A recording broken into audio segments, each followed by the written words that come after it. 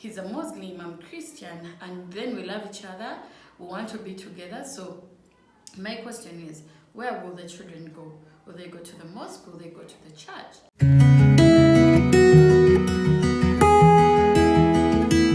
Hi guys, welcome back to my channel. For those who are new here, Stesh is my name and I'm so happy to have you today. Thank you so much for subscribing to the channel, for those who already have, and those who haven't, just a moment of silence for you to do just that. It's that fast. And don't forget to switch on the notification bell so that you can receive notifications whenever I upload a new video. So today's topic is a bit, sensitive because of course many people will wonder, what do you know about it for you to come here and talk to us about it? And the topic is basically going to be before you say I do. So of course many of us are getting married in this season, many people are going to get married after, many people have gotten married before us, and the whole pandemic season people are getting married, which is such a beautiful thing. So for us who are not yet there, me inclusive, I was sitting there wondering okay, I don't know about other people, but I believe that there are certain things you should do before you get to that point where you say, yes, I do, or I don't. And for me, I come from a place of, because I'm also trying to prepare for this, maybe someday I'll be interested in, okay, this is something I should pursue, getting married and everything like that. But what are those things that someone should do before they even decide to get married? Those are questions that some people have had before, and some people have just dived into it, hoping and praying that everything will work itself out because they're in love and then they're getting married. But I come to believe that that's not the case. There are many more things that someone ends up doing before they actually say, I do, and after they say, I do. So let's dive right into it. Okay, so bringing us to our first point on this topic, I believe that before you say, yes, I do, it's a covenant. That's one, it's a covenant. And for us in this generation, many people have been in a situation whereby they've been getting to know other people before they got married, before they proposed, before they said I do, before they said yes to the ring. So you're getting to know other people, and maybe you're getting to know these people a little more than just hi, what's your name and everything like that, which means that in the physical sense, some people are getting to know people like that. So I feel like before you get into this whole institution of marriage, because it's a blessing and it's sacred, you need to tie up all these loose ends with the people that you made promises to, you made vows to, that you're the only bean in my soup, that without you I cannot live, that before Lake Victoria dries, me, I will never stop loving you. Now, some of these things are things we say out of, the heat of the moment and everything like that, but the time creates that's one, and whatever it is that you say to someone as a promise, they'll forever hold you to it. At the back of their minds, when you tell someone that I will be here for you, I will stand by you, I will support you, and then you do the total opposite, that leaves some kind of pain into someone's heart, because they're thinking, but just right here you are telling me A, B, C, and D, what's changed? And then for me, I feel like once you have not tied up these loose ends with people, maybe seek for forgiveness wherever it is that you left things, not going well. You could have broken up with someone on grounds that were not cool, of course, breakups are never on cool grounds, but things like infidelity, you're in a relationship, you cheated on someone, now they have some reservations towards you, or the person got a kid and you abandoned them in that regard. I feel like it's important to go back to these people. Make sure that you're in a good place with those people. They don't have to be your friends or anything like that, but make sure that you get your forgiveness and start afresh.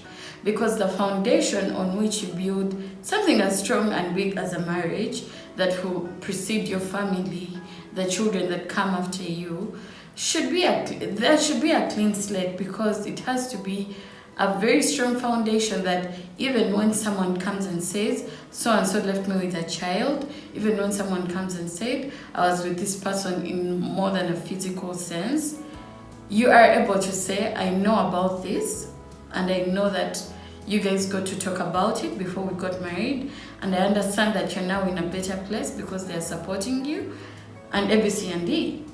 And also, which brings me to the fact that you have to be able to tell your spouse or your spouse to be your fiancé or your fiancée what it is that happened. There are stories that are not worth telling, but there are definitely stories that will shake you up. Things to do with children. If you have a child out there, a child is a blessing even when you're not together with the mom or the dad. Just talk to this person, make sure they understand what it is that you have to deal with in your life, because you don't want a situation whereby one day someone wakes up and comes to your house and they say, this guy left me with a kid, this lady ran away, she told me she was going to do her master's, only to find that she got married to someone else. So I feel like the foundation on which you build your marriage can precede you for the many years to come, because once lies are, found in a marriage, infidelity, maybe you still have that girl that you still like on the side, just be fair to yourself and to the person you're going to get married to and tie those up. And if you're not yet ready to say, no, I cannot be with you in this regard because I'm getting married now, I think just leave the person alone. Do not even dare to propose, because marriage, a ring does not fix the problems that have been in a relationship before. If anything, things can get worse because now you are together in the same house every single day, looking at each other every single day. Bringing us to the second point on this topic. Before you get married, I strongly believe that you should be able to tackle the different topics that make up this whole thing called marriage. Because for it to become a wholesome thing, there are factors that come together for you to know that you're compatible with someone or not. And as a life partner, not just a partner, not a dance partner, not a career partner, a partner who is going to be with you, maybe for the rest of eternity, I don't know. But for me, I feel like there are certain things that people underlook because they're like, maybe that's not so important, or we'll figure it out when we get there. That would be the ideal situation, but then it doesn't make sense. Here is why. Say, for example, when it comes to children, you want children, I don't want children, or you want 5 children, I want 1 child, or you have, maybe for you there is a way you spend your money, you have a saving culture, I don't have a saving culture, things to do with children, finances, health, family background. Those are things that you cannot overlook, because these things are going to shape what happens to your marriage, So for example, there are people who don't want children, and maybe one partner is like, me, I want kids, the other person doesn't want kids, and then you convince yourself backwards that, okay, either I'll give you a kid or 2, or the other one says maybe just being with you is much more important than having children. If you've watched The Ultimatum, you've seen this, right? So I feel like those are not things you can just wake up and compromise on. And say that, okay, it won't matter until we get there.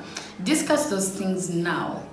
Make sure that when you're making a decision, you know that this is something that's going to shape your future.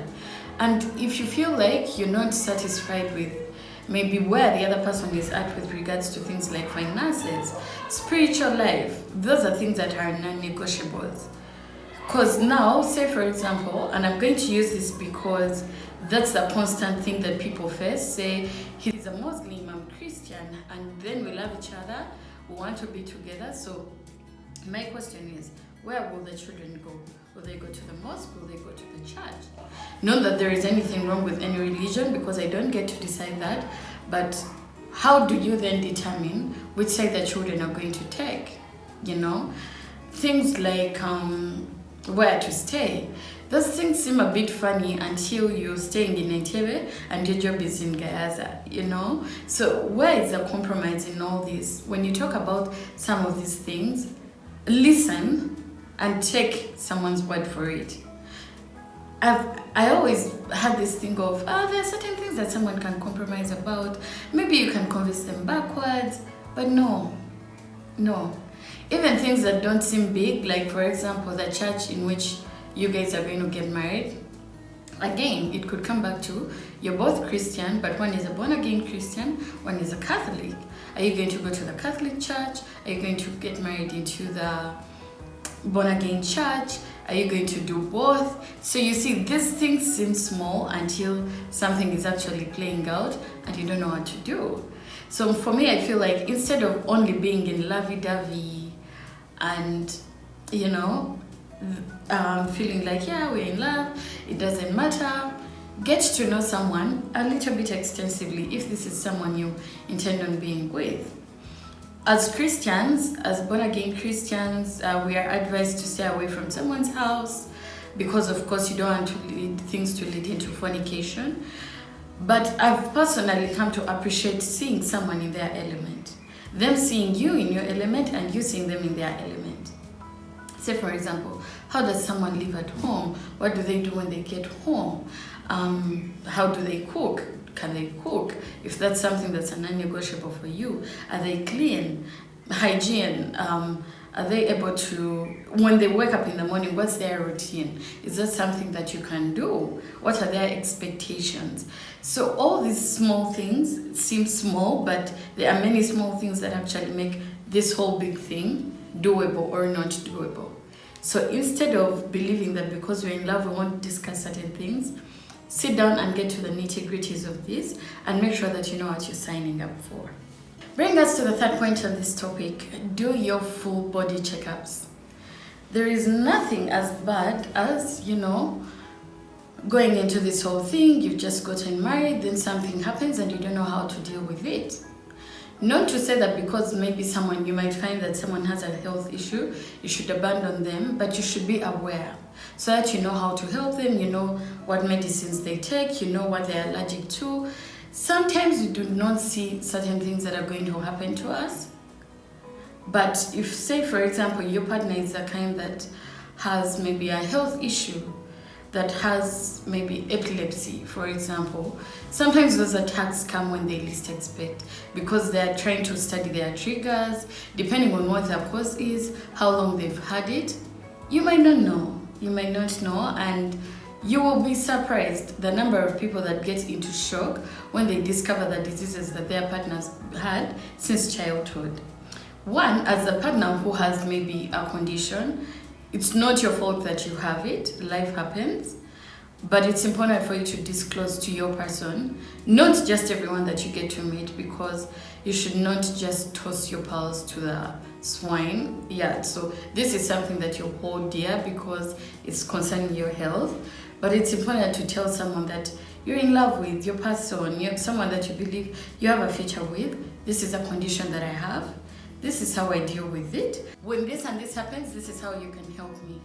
There is nothing wrong with you finding out what it is that you're dealing with, what other possibilities are you getting certain things, so that you know how to mitigate it much earlier with the support of your person before you now get into that whole mode of, oh, I thought I was okay, but now I'm not okay, I'm not able to give you children, and everything like that.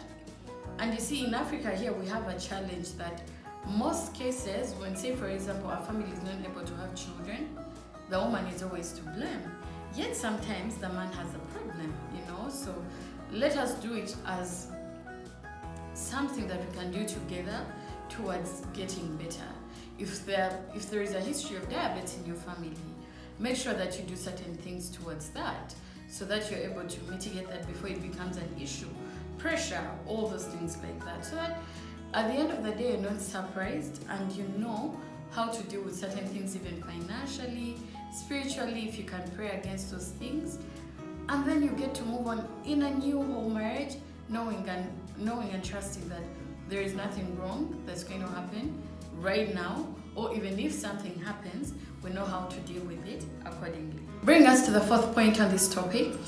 If you get to hear a baby crying, that's my neighbor's kid, so just a disclaimer.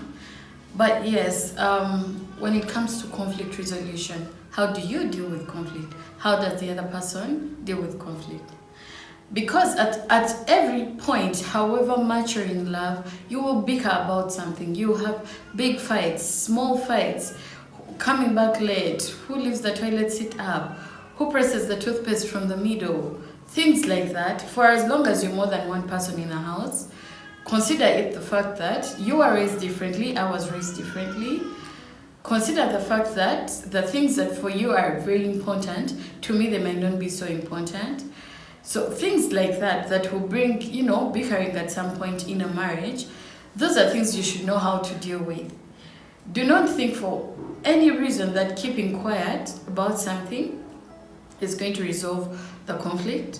Because some people, okay, for me sometimes, instead of bringing up something, because I don't want to get into the whole weirdness of the situation, how someone is acting after you have told them something or given them feedback, sometimes I prefer to keep quiet, and then sometimes I prefer to talk about something in the material moment when it has just happened. Now, those two things have a disadvantage and an advantage, but remember now I'm with someone else who could be an avoidant, who prefers not to talk about things and prefers to walk away to steam it off for like an hour or two. So you see, you're two different people, you deal differently, what annoys you is different, and how you deal with it is different. So get to understand, first of all, what makes you happy, what makes you angry. Those things can never, you can never exhaust everything, but at least you have an idea of, okay, for this I've crossed a line, for this I didn't know. There are things you'll get to discover as you grow, as both of you grow, because people change, boundaries change, boundaries shift sometimes. And it's very important for you to know, how do I, when I'm faced with conflict, when I'm faced with adversity, when I'm in trouble, how do I deal? Do I keep quiet? Because you know how, even if it's not conflict, but when there is an issue, sometimes men prefer to be quiet until they find a solution to the situation. Yet in actual sense, the women want to talk about it.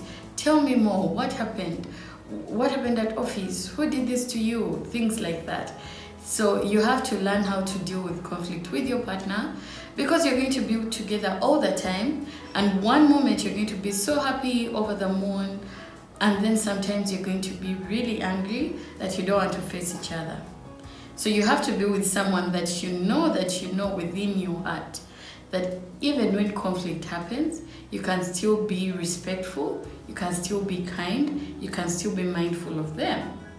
Because there are people, when things like conflict or disagreements happen, they just decide that, you know what, I'm going to go and be with someone else, talk to some girl about my wife, things like that, or to talk to some guy about my husband, which is not fair, because you guys, it's not the problem, it's not you against your partner, it's you two against this problem. So sit down and understand, how do we deal with this problem together? Not me, you, then the problem. Because then you'll never see eye to eye, leading to things like divorce, which I don't think most people would like to anticipate when they decide to say I do. And bring us to the last point of this topic. I know there are quite a number of things that someone should do before they prepare for marriage, but I want this video to be as short, and I'm happy to do a part 2 if you would like. You will leave that in the comment section. So, looking at goal alignment. Goal alignment as a couple. Because as two individuals, we have goals.